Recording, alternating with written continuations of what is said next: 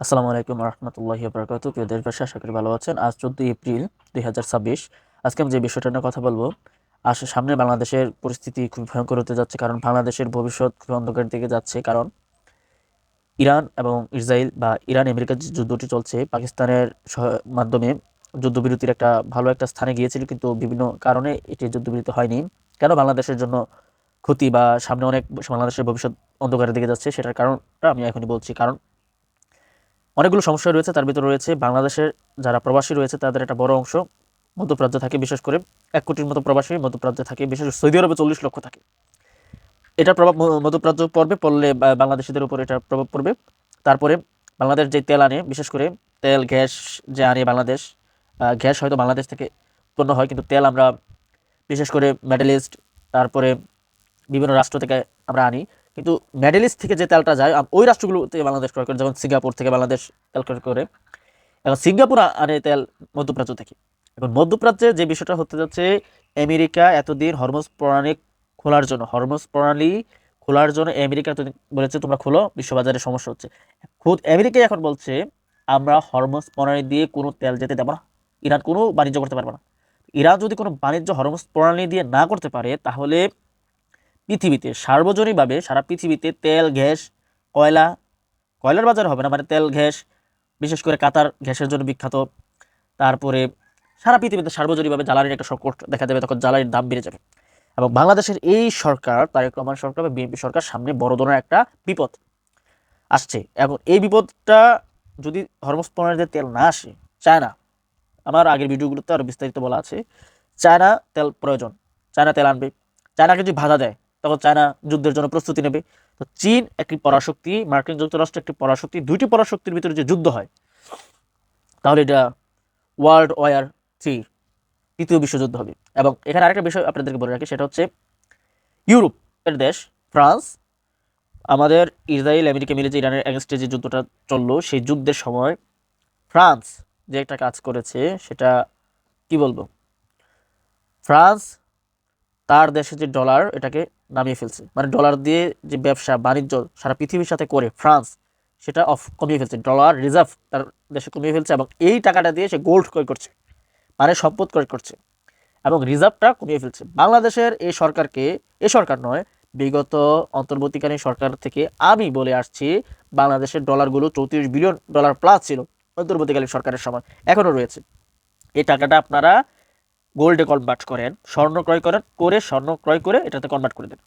আপনি 34 বিলিয়ন, আপনি 30 billion dollar স্বর্ণ ক্রয় করেন, তাহলে আপনি সমরাস্ত্র ক্রয় করেন। তাহলে বাংলাদেশের যে সকল জিনিসগুলো আমরা বিদেশ থেকে আমদানি করতে হয়, সেগুলো হিউজ পরিমাণে ক্রয় করে রিজার্ভ করে রেখে দেন। যেই জিনিসগুলো আমদানি করতে হয়, ওষুধ, তারপরে জ্বালানি, তারপরে বিভিন্ন জিনিস আমাদের বিদেশ থেকে আমদানি করতে হয়, প্রতিটা জিনিস আমরা বেশি করে কিনে রিজার্ভ করে রাখতে পারি। রিজার্ভ আমরা 2 বছর যে রিজার্ভ করতে পারি, এরকম করে ফেলতে পারি। কারণ সামনে যদি যুদ্ধ লাগে, বাংলাদেশের যে 34 বিলিয়ন ডলার প্লাস রিজার্ভ রয়েছে, সেটা নেমে যাবে মানে 34 জায়গায় থাকবে, কিন্তু ডলারের মান বিশ্ববাজারে কমে যাবে। তখন বাংলাদেশ আজকে 5 বিলিয়ন ডলার দিয়ে যা ক্রয় করতে পারতো, বিশ্ববাজারে ডলারের মূল্য কমে গেলে বাংলাদেশ 20 বিলিয়ন ডলার দিয়েও তা ক্রয় করতে পারবে না, আজকে যেটা 5 বিলিয়ন ডলার দিয়ে ক্রয় করতে পারবে। এবং সারা পৃথিবীতে বিশ্ববাজারে দ্রব্যমূল্যের দাম বেড়ে যাবে যদি জ্বালানি সংকট হয়, কারণ জ্বালানি হচ্ছে সারা পৃথিবীর সাথে সম্পর্ক রাখার একটা মাধ্যম। এখন যদি চীন এই যুদ্ধ নেমে যায়, কারণ চীন যেহেতু ইরান থেকে তেল নিচ্ছে, আর আমেরিকা বলছে হরমুজ প্রণালীর পাশে আমরা রণতরী মোতায়েন করবো, এবং কেউ যেন তেল নিতে না পারে, ইরান যেন তেল না বিক্রি করতে পারে। চীন তো নেবে, চীনকে থামাবে। আমার আগের ভিডিওতে আরো বিস্তারিত রয়েছে, চীনকে থামাবে। চীন কি করবে? তখন হামলা করে বসবে, আর তৃতীয় বিশ্বযুদ্ধ লেগে যাবে। তখন বাংলাদেশ কি করবে? বাংলাদেশ কি করবে? একটা ঠ্যাং চীনে দেবে, মাঝখানেরটা বাংলাদেশে দেবে, আর আরেকটা আমেরিকাতে দেবে। কারণ আমাদের এই পররাষ্ট্র উপদেষ্টা খলিলুর রহমান, তিনি যে চুক্তি করেছেন অন্তর্বর্তীকালীন সরকারের আমলে আমেরিকার সাথে, বাংলাদেশকে সার্বভৌমত্ব এবং স্বাধীন সিদ্ধান্ত এবং স্বাধীন পররাষ্ট্রনীতি এবং স্বাধীনতাকে বিক্রি করে দিয়েছেন আমেরিকার কাছে, সেটার বড় ধরনের ফসল আমরা অচিরেই পাবো। এবং বাংলাদেশ, এই সরকার পতনও হতে পারে এই তেল সংকট এবং জ্বালানি সংকটের কারণে।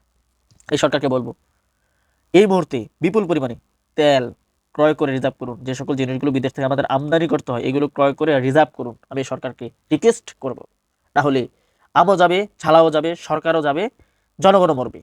আর জনগণ যদি একবার পাগল হয়ে যায়, এই সরকার 5 বছর নয়, 5-6 মাস যেতে পারবে না, পিটায় নামাই ফেলবে। আর এমন নামাবে না, জনগণ কিন্তু বুঝে ফেলছে হাসিনার কে পতন করে যে ভুল ত্রুটিগুলো এদেশের জনগণ করেছিল, এগুলো কিন্তু নেক্সট টাইম করবে না। তাই জনগণ কিন্তু এখন ডেঞ্জারাস।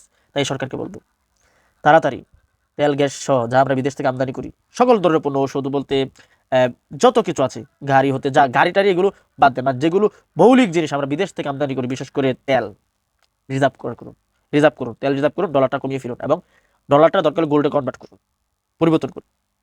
আর সরকারকে বলবো, এই সরকার যে পরিমাণে দুর্নীতিতে লিপ্ত হচ্ছে, বিশেষ করে দলীয়করণ, সরকারের ক্রিকেট বোর্ডটাকে দলীয়করণ করেছে এমন বাজে, ঠিক প্রত্যেকটা খাতেই ঠিক এই একই বাজে দলীয়করণ করছে। কিন্তু ক্রিকেট বোর্ডের তামিম ইকবাল তো খেলোয়াড় দালালকে ঢুকাইছে, দালাল তামিম ইকবাল খেলোয়াড় একটা ঢুকাইছে, অন্যান্য ক্ষেত্রগুলো হচ্ছে ভয়ঙ্করভাবে দলীয়করণ করছে। কিন্তু বাংলাদেশের জনগণ ক্রিকেট বোর্ডটা ক্ষেত্রে উপলব্ধি করতে পেরেছে এই কারণে, কারণ এটা সবাই দেখে, ক্রিকেটের খবর সবাই রাখে এই জন্য।